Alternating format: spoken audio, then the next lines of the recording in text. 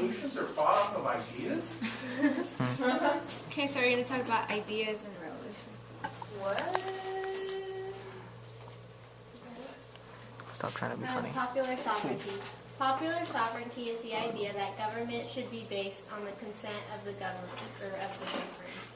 Which, incidentally, is at the other end of the spectrum from fascism and communism, right? In those systems, people live to serve the state.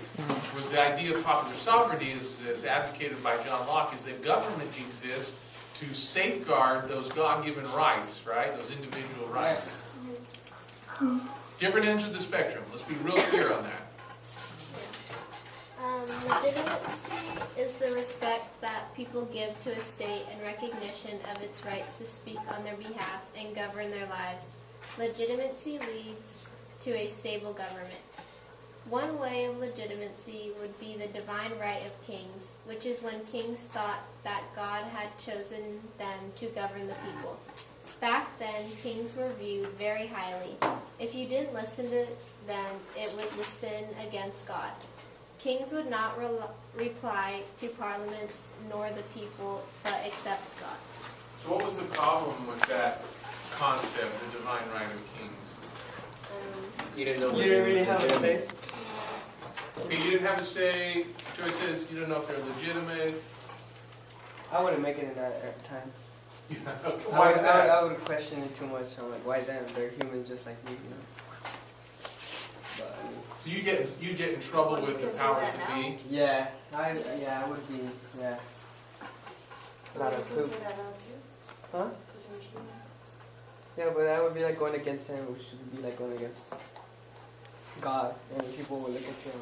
Well, Serge, what if this king was of a mind that you should be able to speak freely all that you wanted, and should be able to question, and should be able to own private property, and should be free from the police, arbitrarily searching you and your property? But how many kings don't want to own as much property as they want? So you're saying it's against human nature to have a benign and philanthropic king? You think most kings would let the power go to their heads and abuse individuals? I think so. You know, just with the power, they'll become more greedy, and that would just take over. Would you do that if you were the king of a civilization? Do you think you would abrogate the rights of your subjects?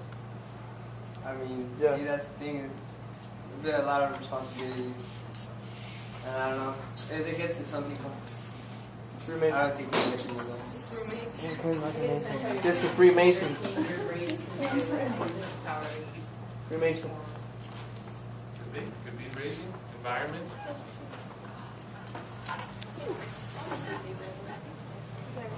But it's bad. Talk history.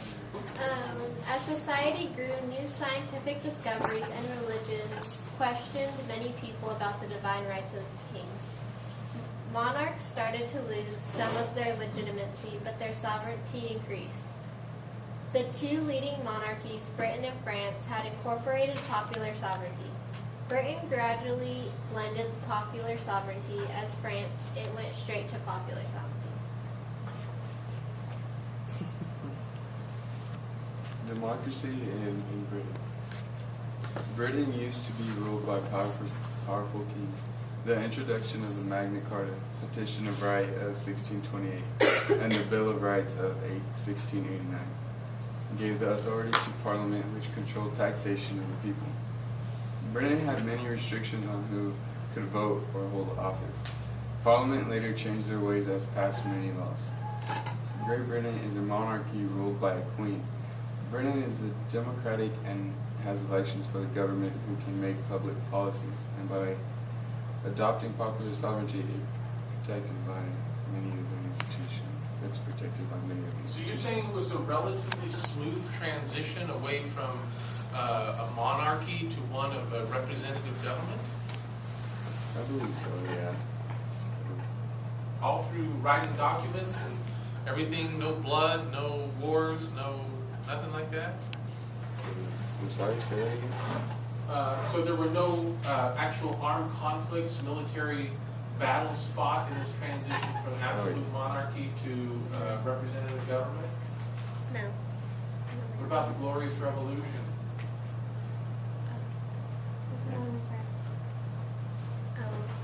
Or are you just saying compared to France, it was much more smooth of a transition? Yeah. Compared to French.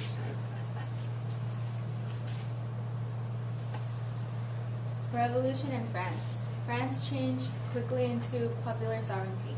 Power in the monarchy expanded, which led to violence caused by people's opinion about popular sovereignty. Once the French Revolution of 1789 occurred, many of the old institutions ended and new ones were created. In this time, war occurred within Europe and Napoleon rose in power. These revolutions changed the government completely. And before you move on to Latin America, again, just highlight some of the differences that France went through in transitioning compared to Great Britain. France just had like a smoother change, like the people weren't so like. You mean British? Or yeah, I mean the British.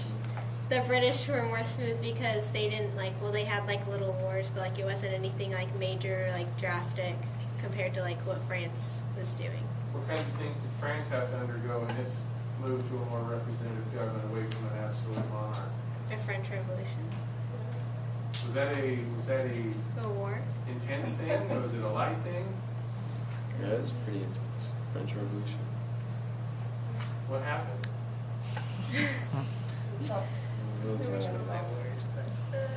Okay, there's the Reign of Terror. That was my worst in the transition of Yeah, the guillotine was used.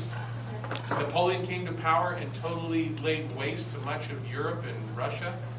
That was bloody. It was very, very bloody. Really good. Latin America in the 19th century. Latin America was influenced by the European states and the United States political change, but Spain had made their own different change in Latin America.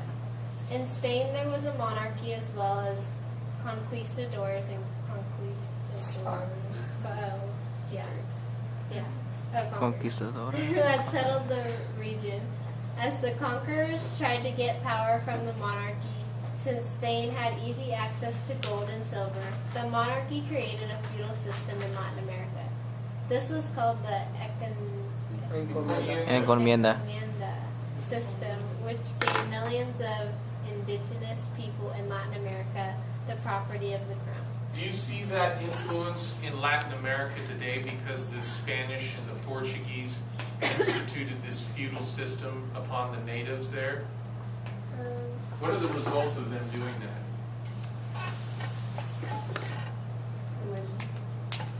Okay, certainly the religion was an integral part of that feudal system, largely because in Europe, the church and the state were one and the same, right? What else are some of the results of that system, feudal system, being foisted upon the natives of Latin America? Haciendas, the great, like, big ranches, like people, family would own a lot of property and then people would work for them, pretty much. Good. Anything else? Mm, Slavery, right? yeah, Serfdom, perpetual. Most of the people were what? Serfs, right? yeah. Do you see that today in much of Latin America where a few control most of the wealth and the rest of the people have very little? Yeah. You can trace that directly back to the implementation of the feudal system upon Latin America.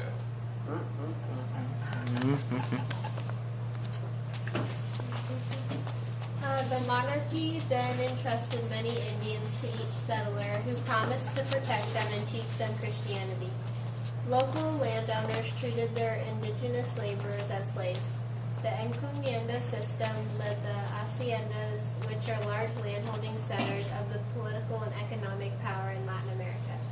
Later, Latin America was changed by the invasion of Napoleon and the imprisonment of King Ferdinand VII.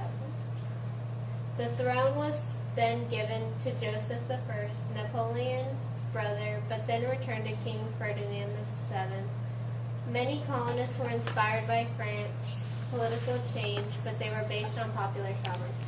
Now that's interesting because a lot of people don't make that connection in Latin America. I mean, here the French were all about what? You know, this fraternity, this freedom, this equality. And it's interesting that once they went through all the Napoleon business, they tried to do the exact same thing to Latin America, conquer what the Spanish and the Portuguese no longer could.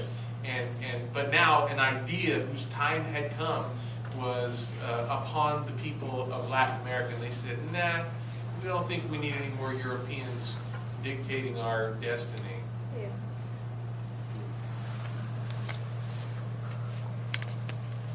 Independence. Once Ferdinand VII was back on his throne and had betrayed the divine right of kings and gave power to the parliament and placed restrictions on the church. In Mexico, Emperor Augustine de Iturbide voted for the throne to be returned to Ferdinand VII, and had also engineered Mexico's independence in 1821. As Mexico was a new state during the Civil War, it fell, and Iturbide was then forced to give up his throne. Latin America defeated Spain and Portugal for independence. Leaders like Simon Bolivar, Jose de San Martin, and Bernardo Higgins, who fought for colonies that are now known as Colombia, Venezuela, Argentina, and etc. How long did it take for these folks to throw off the shackles of European feudal rule? Like a while, like pretty few years, like Hundreds wasn't. of years, right? 30 years. Once you get a bad king in power, it's really hard to get rid of him. So, like right now, since we have Like in North Korea. presidents, it's kind of hard to get rid Because of like there's so Hey, much. I'm sorry, I didn't hear that. them. Like right now, we've been having like a lot of bad presidents, and it's hard to get rid of them. Yeah, a lot of President Obama, you think is a bad president? Yeah. Kinda. I don't know Obama, man. But what's the difference though? We don't have to go to Washington D.C. if you don't like him. You don't have to go there with, you know, rifles and guns and that kind of stuff. You just have to what? Either wait for his turn to end, or if you're really anxious to get rid of him, then you can notify your congressmen and senators, and they can what? Impeach him. So there are remedies. You don't have to go to what? War. Maybe we should just burn down the White House like in 1812 and we're cool. That was the British who burned it down. Yeah, I know. But I'm saying maybe we should burn it down. Us. Well, tell the Mason. Tell you. That's a foreign power, Daniel. That's not Americans burning it down. I'm saying I want to burn it. You're Mason. I know it was British. Sure. Sure, but I don't know the year. Just, I don't want to go to that. Yeah. I just really want to fight. I don't have an opinion on it. Oh, okay. What's going on? Carry on. Carry on. I don't even know anything about it. I don't even know. Okay, obstacles to stability. Latin America had a rough time in uniting itself. Hacienda landowners received great money and felt self-independent, which caused no motivation to help the country unite. Latin America had many problems and no development. Caudillos, which are leaders of armed militias, who sought power. Militias.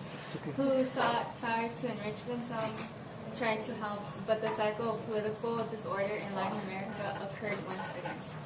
So can you explain to me? You keep talking about these fomenting Because, like, that's war my parties mental way and of this taking notes. rebellion. It seems like Latin America They can't take is notes, they're constantly in turmoil and in bloodshed and all this. Why such conflict in order to reach this ultimate goal of popular sovereignty? Why such struggles to get there? Because when someone finally tries to end all the violence and turn in all the bad guys and fight for the good, someone kills them. Like Mexico, for example, was going to have a very good president, and he said, "Well, I don't like all the big time drug dealers, so I'm not going to work with them," and they killed him. Okay, so you're saying it's corruption that prevents popular sovereignty? I'm sorry. I don't know. When you have a madman that's an order, then you can't tell them anything. It's going to be hard to get rid of them. For example, No, she said. well, who? Name Do one. you blame the feudal system that was implemented for that? Do you blame, I mean, what are the causes? You could probably blame them for giving them so much, like, the ability to make choices and stuff. Power. You know, once you unite, you can do whatever you want. I mean, why were the British able to basically somewhat smoothly move to a representative government, whereas France was totally bloody, and Latin America, several spots have been very bloody? What's the difference? Why the discrepancy there? Maybe France didn't like believe in other, like just like talking it out more than just doing violence, because they thought that was the only way to go, maybe, than what Britain thought of just talking it out and just making an agreement with everybody. Because, I mean, they all came from feudal systems, right? Why were some more peaceful than others? I don't know that we can answer that. I mean, maybe there's many variables at play there. It's just interesting to see how some are able to more smoothly move away, and others, it's nasty. Mr. During the French Revolution, what was like most people's religion? In France, Yeah. they're a Roman Catholic nation. So maybe it's because Britain was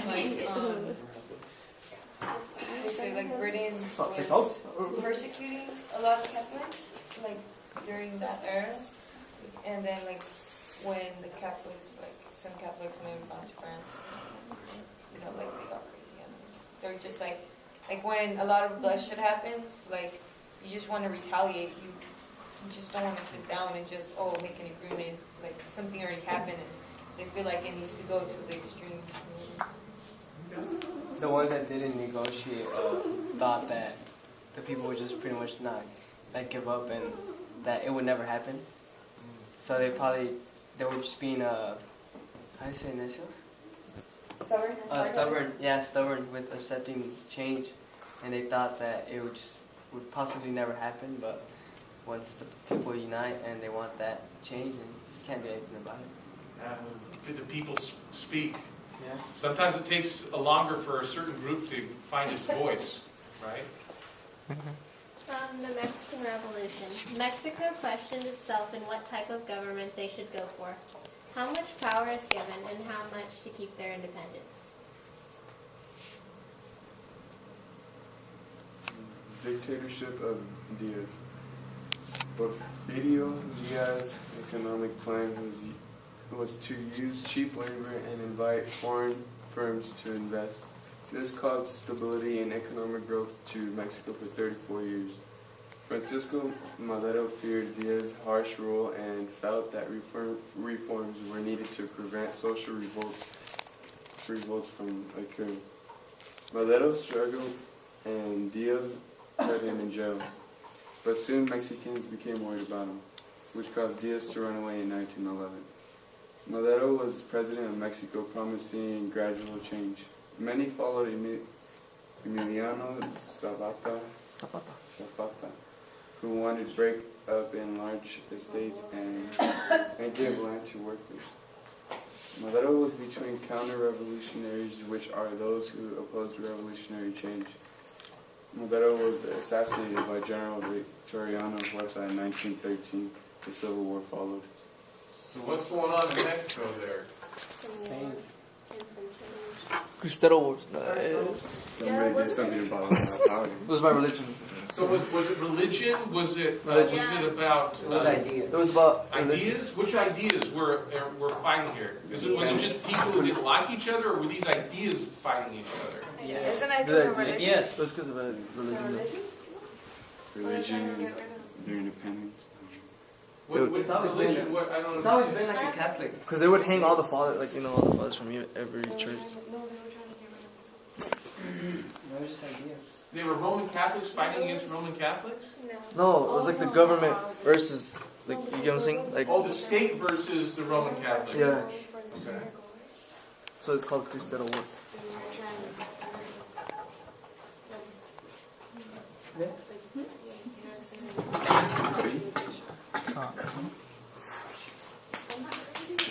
The PRI.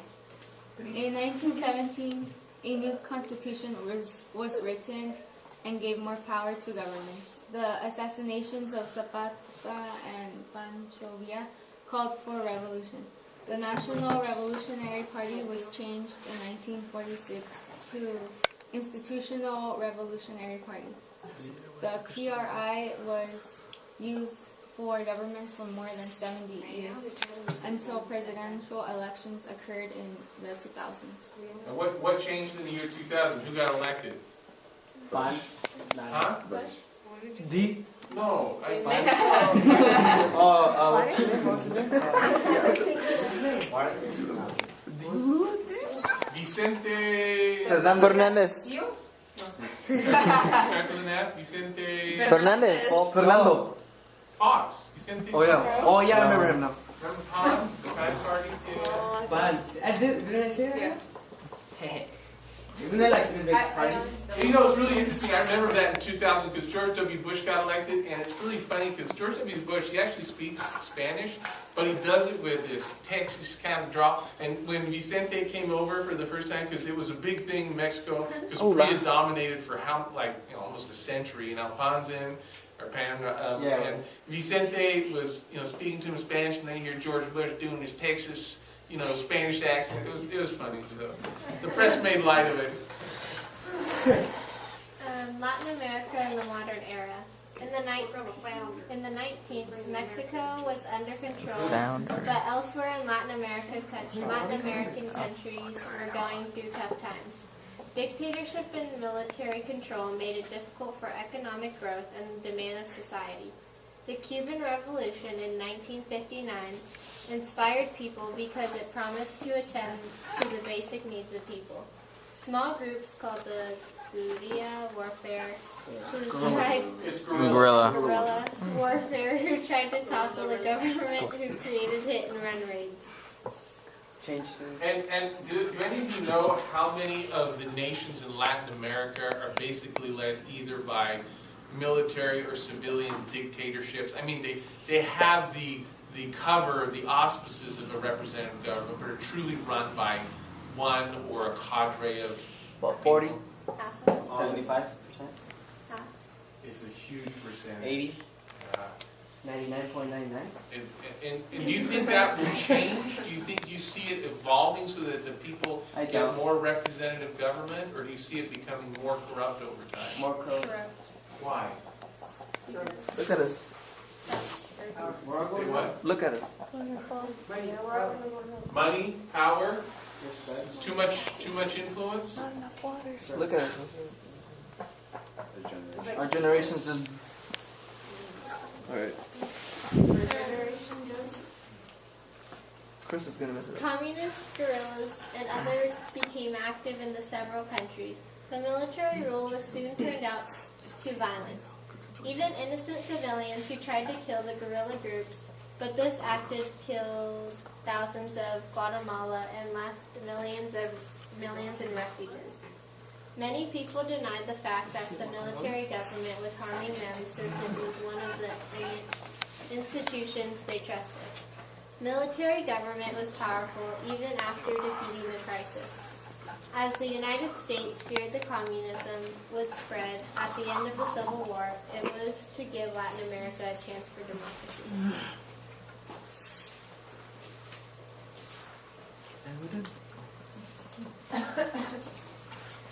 Legacy of colonialism. Asia and Africa were both not independent, but under colonial control. Colonialism's main goal was to control distant lands in order to extract resources and benefit the mother country. The government was very bad in the sense that it didn't care about culture and would set up different people into a single colony. Once they had independence in the 1950s and 1960s, the new countries had it tough with democracy and deciding a political system with such a diverse opinions of the people. Military was the only true national institution, and politicians found it easy to dictate the people to gain legitimacy and bring peace to the country. So just to be clear, in a simple way of saying this, a lot of these colonies that used to be controlled by European powers, once World War I and World War II were over and they were totally weakened, they left these places, and there was a huge power vacuum. And it left often competing peoples and groups who may have had, hundreds and hundreds of years of animosity towards each other, duking it out, bloodshed. So really the only way to stop that was for a strong man to come to power and rule with an iron fist. And sadly, popular sovereignty was not realized in so many of these previous colonies. Despite them having rich resources, rich natural resources. So that's how they're like that? Yeah. Makes sense. Like when the Lord died, and then they want to, other people want to take over it. No, Nigeria. Power. Money. Nigeria. In 1960, when Nigeria gained independence from Britain, it was hard to develop a democratic society since their country is so separated. It's divided because the population is very diverse and speak different languages and dialects. And since Britain left Nigeria with a strong federalist system, leaving 3 ethnic groups in power.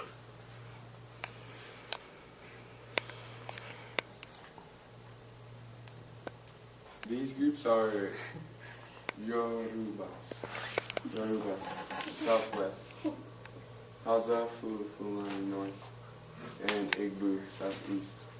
Igbo, the smallest and the most dominated group, was a lack of Nigerian nationality. In 1966, the Igbo supported a military coup, which was like a group to overthrow someone. Nigeria reacted to the Igbo group and made their own coup as well, which caused a civil war to occur. The group wanted to proclaim an independent state, Biafra. Then in 1975, a democratic military coup was made and allowed free elections in 1979, which changed the civilian government. Nigeria regained democracy in 1999, but still faces challenges. It's tough. It's tough. I don't know how the U.S. has done this. We have the most diverse nation culturally, historically, and yet you can see when you get the right government structure and all the right variables in place how you can thrive. But a lot of these countries in Africa, I mean, they have such rich natural resources, diamonds, gold, bauxite, molybdenum, uranium even. Yet, because they can't get the popular sovereignty instituted in a government that protects their civil liberties and civil rights, you can see what kind of chaos is spawned. Government, I think, is the right kind of government is taken for granted. And it doesn't just happen that you get a government that protects individual rights. Most of history is one of where the few dominate the many. And it's usually not a very pleasant experience. So don't take for granted, folks, what you have. Fascist governments. Communism and fascism is the most destructive dictatorship government there is. Fascism is a authoritarian government that centralizes in the state rather than the individual. Communism is an economic theory that states that the economy is to serve the workers' interests and ignore individual liberty. These types of government claims to help the people but rarely do. Fascist government occurs when a charismatic leader who leads a all-powerful political party that incites violence against all who disagree. These type of governments happen when there is an economic depression and people want someone who will promise order and prosperity. In other words, they'll sacrifice their liberties for security, right?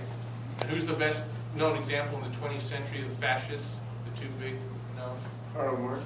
Well, okay, well, he wrote the Communist Manifesto along with Engels highlighting communism, but for fascists, who are the poster boys for fascism? Adolf Hitler and Benito Mussolini. Who are the poster children for communist regimes? Stalin. Joseph Stalin, Vladimir Lenin, Mao Zedong, Fidel Castro, Kim Jong-un. Communist dictatorship. Many communist states followed Karl Marx's writings, who believed that workers would overthrow the free market system and create their own rules. Communism ignores nationalism, which causes a dictatorial state. When picking a government in the communist state, it leads to abuse and repression. By 1949, China was nearly controlled by Mao Zedong, who claimed to increase agricultural and industrial production. He would quickly change policies which led to chaos and prevented economic development. During the Cultural Revolution in 1966, Mao then decided to end and destroy the Four Olds, which is old thoughts, old culture, old customs, and old habits. The Cultural Revolution in 1968 convinced Mao to stop what he was doing to destroy old China. Once he died in 1976, Deng Xiaoping. Deng Xiaoping was in power. He brought some private enterprise but did not tolerate political dissent. China's government is still dictatorial, but isn't strict communism. They have grown economically and they encourage reforms. Now they realized, they saw the writing on the wall that they were going to go belly up if they didn't change their economic system. That's why they adopted a modified free market system. They wanted trade, but they still wanted to control the people. The state is all powerful in China. Just go to the next seat. I think you're out of time. Yeah. We have like 2 minutes. God.